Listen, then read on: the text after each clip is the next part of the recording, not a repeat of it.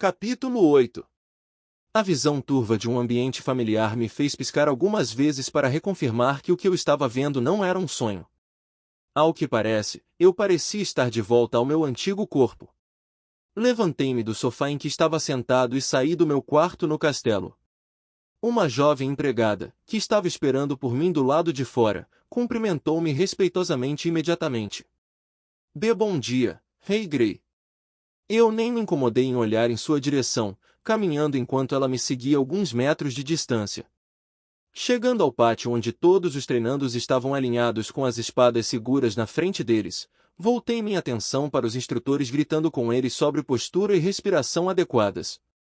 Quando um deles me viu, ele imediatamente se virou e deu uma firme saudação militar, com os outros instrutores e estagiários fazendo o mesmo. Simplesmente fiz sinal para que continuassem antes de continuar. Chegando ao meu destino, abri as portas duplas, chegando na frente de um homem idoso com uma cabeça de cabelos brancos e grossos que combinava com sua longa barba e olhos esmeralda que brilhavam com um senso de sabedoria e conhecimento astutos. Ele era o chefe do conselho, Mar Lorna. Enquanto ocupava a posição de rei, não pude deixar de me considerar apenas um soldado glorificado. Quem realmente governou o país, administrando a política e a economia, era o conselho então. O que aconteceu com minha posição como rei? O título de rei significava que eu era, na verdade, mais um exército de um homem só. Devido ao número decrescente de crianças nascidas e à quantidade limitada de recursos, os conselhos de cada país se reuniram e, após incontáveis meses de discussão e argumentos, chegaram à conclusão de que se as guerras continuassem a existir, acabaríamos nos exterminando. Livrar-se da guerra levaria a dois resultados principais: diminuição na contagem de mortes, levando a um crescimento populacional, e uma diminuição nas terras exploráveis destruídas e nos recursos resultantes de armas nucleares. A solução que eles encontraram e promulgaram foi substituir as guerras por uma forma diferente de combate. O que substituiu as guerras ficou conhecido como os duelos Paragon. Sempre que houvesse uma disputa em um nível que impactasse o estado do país, um duelo de Paragon seria declarado, com cada país enviando um representante que considerasse o mais forte. Olhando para cima, Mar Lorna exclamou com o sorriso falso e pitoresco padrão que parecia ser uma característica inata entre os políticos: Rei Grey. O que o traz à minha humilde morada? Estou me aposentando. Sem nem mesmo dar a ele a chance de reagir, soltei meu distintivo, um pedaço de metal tão procurado por todos os praticantes, e o bati em sua mesa de carvalho gigante, saindo pela porta.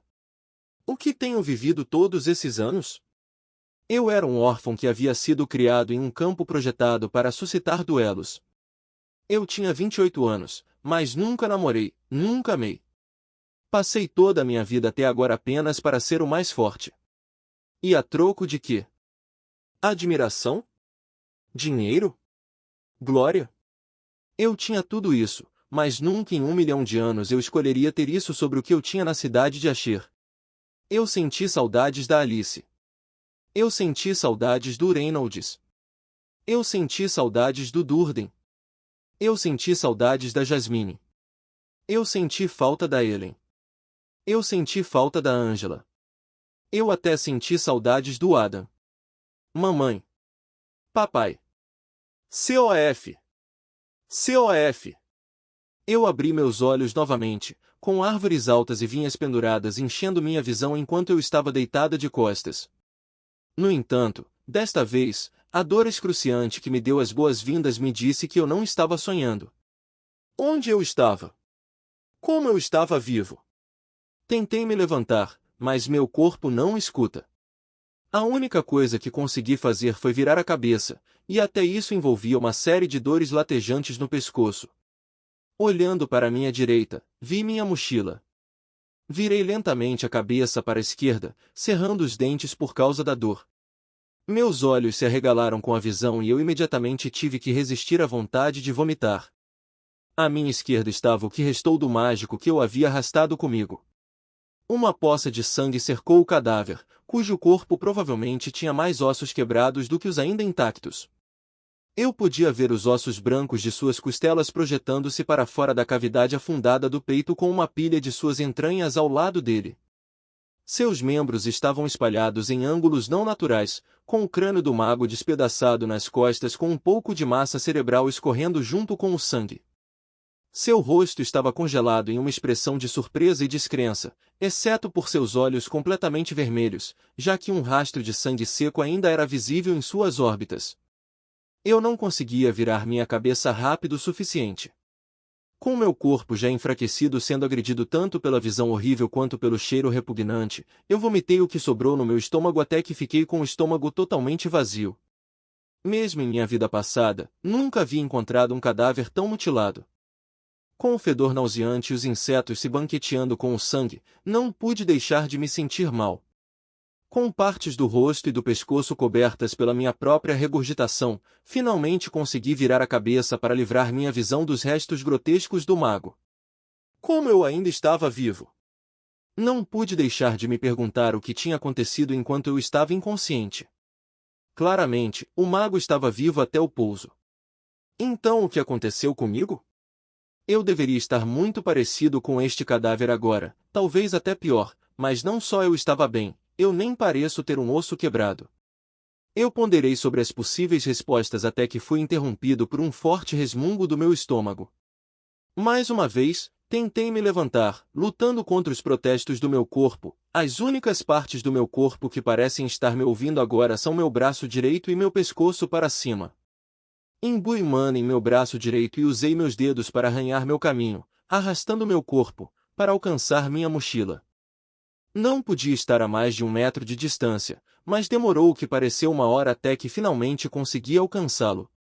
Puxando-o para mais perto de mim, vasculhei com minha única mão que estava indolor no momento, até que encontrei o que estava procurando, os frutos secos e nozes que minha mãe tinha embalado. Consegui encher a boca do lanche que trouxe apenas por causa da insistência de minha mãe. Minha garganta, surpresa com a repentina inundação de comida, respondeu-me deixando em um acesso de tosse asfixiado, levando-me a outra rodada de agonia em meu corpo.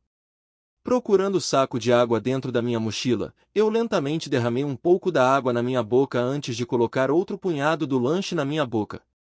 Com as lágrimas escorrendo pelas laterais do meu rosto e nas orelhas, continuei mastigando as rações secas até que ela cochilasse de novo, usando minha mochila como manta. Meus olhos se abriram enquanto eu acordava com a forte pontada de frio. Olhando ao redor, a posição dos primeiros raios de luz atingindo seu pico através das montanhas, já era madrugada. Desta vez, consegui me levantar, mas apenas com a ajuda de Mana. Inspecionei cuidadosamente todo o meu corpo, certificando-me de que tudo estava no lugar antes de me permitir relaxar. Uma coisa de cada vez. Eu fiz meu caminho até o cadáver do mago enquanto tentava evitar olhar para os ferimentos hediondos que causaram sua morte. Localizando a faca que estava procurando, rapidamente a tirei de sua coxa. Eu não tinha certeza de quanto tempo teria que ficar aqui, então ter uma arma era fundamental. Que bom, você acordou. Eu imediatamente assumi uma posição de combate, rangendo a dor do movimento repentino, com minha faca na mão, virando-me para encarar a carcaça. Juro por Deus se este cadáver é quem está falando. Uma risada melódica me fez procurar a fonte da voz. Não se preocupe. Você não terá que se preocupar com a reanimação daquele cadáver. A voz que parecia vir do nada tinha uma qualidade digna, mas suave que emanava uma sensação de realeza. Era um som poderoso e ressonante, mas sedoso e calmante que fazia você querer confiar nele. Ainda em guarda, consegui murmurar uma resposta nada elegante. Quem é você? Foi você quem me salvou? Sim, para a sua segunda pergunta. Quanto ao primeiro, você logo descobrirá quando chegar à minha casa. Essa voz parecia terrivelmente certa de que eu tentaria encontrá-la. Como se lesse meus pensamentos, ela continuou, eu sou a única que será capaz de levá-lo para casa deste lugar, então eu o aconselho a se apressar. Isso empurrou algum sentido para mim. Isso mesmo. Eu precisava voltar para casa. Mãe. Pai. Os chifres gêmeos. Meu irmãozinho. Eles estão bem? Eles alcançaram Shiruz em segurança? Se a voz realmente pudesse me levar de volta para casa, eu não teria escolha a não ser encontrá-la. Aham, querido U. Senhor voz. Posso pedir as instruções para sua localização para que você possa me abençoar com a sua presença? A voz deixou escapar outra risada suave antes de responder. Você não acha que é um pouco rude chamar uma senhora de senhor? E sim, vou mostrar o caminho. Ah! Então era uma senhora. Imediatamente, minha visão mudou para uma visão panorâmica. Afastando um local que ficava cerca de um dia de viagem para o leste apareceu e iluminou-se antes que minha visão voltasse ao normal. Recomendo partir imediatamente. Vai ser muito mais seguro viajar durante o dia do que de noite. Repreendeu a voz suave. Sim, senhora. Eu rapidamente peguei minha mochila antes de trotar em direção ao meu destino. Tornava-se menos doloroso a cada passo e, no meio da manhã, eu só ficava com algumas dores aqui e ali. O que quer que aquela senhora tenha feito foi alguma magia poderosa. Nunca ouvi ou li sobre lançar um feitiço com tanta distância. Ou talvez ela tenha ido embora depois de lançar o feitiço um pouco antes de eu pousar. Então, como ela poderia saber que estávamos caindo, e por que ela só me salvou? Quanto mais eu tentava resolver o mistério, mais perguntas eu parecia fazer.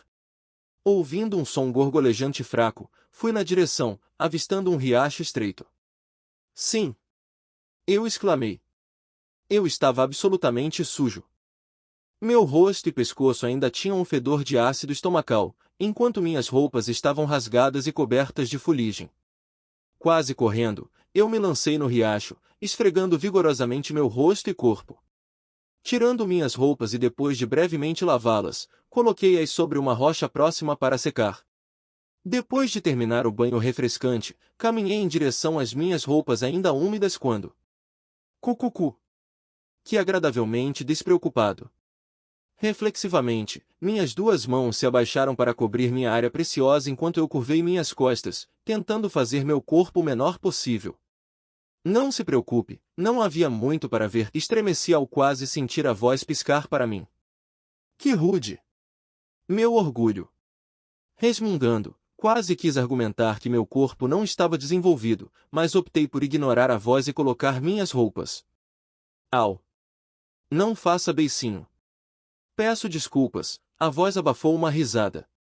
Acalme sua mente, Arthur. Um rei deve ter calma.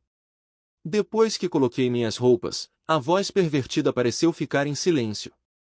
Não me importando muito, vasculhei minha bolsa e tirei a última das minhas rações secas. A água não seria um problema por um tempo, já que eu tinha acabado de encher meu saco de água, mas eu precisaria de comida em breve. Espero que a voz me forneça algo. Olhando em volta, comecei a me perguntar onde estava. Já que caí da montanha em direção ao leste, devo estar perto dos domínios dos elfos. Não acho que estou na floresta de Elshire, porque não estou cercado por névoa. Eu estava na clareira das feras? Não. Não havia bestas de mana. Avistei alguns coelhos e pássaros, mas ainda não vi nada mais. Algo ainda mais estranho que notei um pouco antes foi a abundância de mana neste lugar. Foi principalmente devido à riqueza de mana que fui capaz de me recuperar do meu estado inicial tão rapidamente. Embora isso ainda não explique como sobrevivi em primeiro lugar, esperava que a fonte por trás da voz me contasse. Eu deveria me apressar. Tirando o fato de que não havia estrada, acabou sendo uma viagem tranquila e sem intercorrências, com o mínimo de obstáculos e terrenos que tive que contornar. Conforme eu me aproximava da localização da voz, a abundância de mana estava ficando mais rica e densa. Ignorando a tentação de parar e absorver a mana circundante, aventurei-me. O treinamento não era importante agora. Eu precisava voltar para casa. Já que todos provavelmente presumiram que eu estava morto, não pude deixar de me preocupar com mamãe e papai. Não tanto fisicamente, mas por sua saúde mental. Estou preocupado que mamãe e papai não se perdoem por minha morte. O único pensamento que me confortou foi o fato de minha mãe estar grávida. Sim. Pelo menos pelo bem do meu irmão ou irmã por nascer, eles permaneceriam fortes. Cheguei à área para onde a voz me direcionou, mas não consegui ver nada além de um aglomerado de rochas cercado por um aglomerado de árvores. Estou feliz que você conseguiu chegar aqui com segurança. A voz ecoou com confiança, como se já soubesse que eu faria. prazer em conhecer o... Senhora? Senhorita. Rocha. Eu não sou uma rocha, nem um agrupamento delas. Existe uma fenda entre a parte de trás das rochas adjacentes. É onde estarei, a voz riu. Olhando em volta, consegui localizar a pequena lacuna, da largura de um adulto, entre duas das pedras maiores que estavam encostadas uma na outra. A leve brisa que soprava da fenda me disse que eu tinha encontrado o que estava procurando. Se não fosse pela voz me direcionando para este local exato, eu nunca teria notado a pequena fissura. Criança, continue e entre pela fenda, mas fortaleça-se com mana antes de fazer isso. Eu posso finalmente encontrar mamãe e papai em breve. Sem um segundo de hesitação, eu deslizei pela abertura facilmente enquanto imbui a mana para fortalecer meu corpo. Eu esperava que uma plataforma pisasse, mas, em vez disso, mergulhei imediatamente no buraco escuro. A voz falhou em me avisar que eu faria uma queda vertical. Acho que foi por isso que ela mencionou usar mana para mim, foi o pensamento que passou pela minha cabeça enquanto eu descia, gritando a plenos pulmões de 4 anos de idade. Esfregando minha bunda, gemendo, eu lentamente me apoiei. Nós finalmente conhecemos, criança. Senti o sangue fugir do meu rosto enquanto minha boca se abriu e os olhos se arregalaram. Sentindo-me tonto enquanto minhas pernas não conseguiam me sustentar, desabei de volta na minha bunda dolorida, olhando para aquele que tem me ajudado esse tempo todo.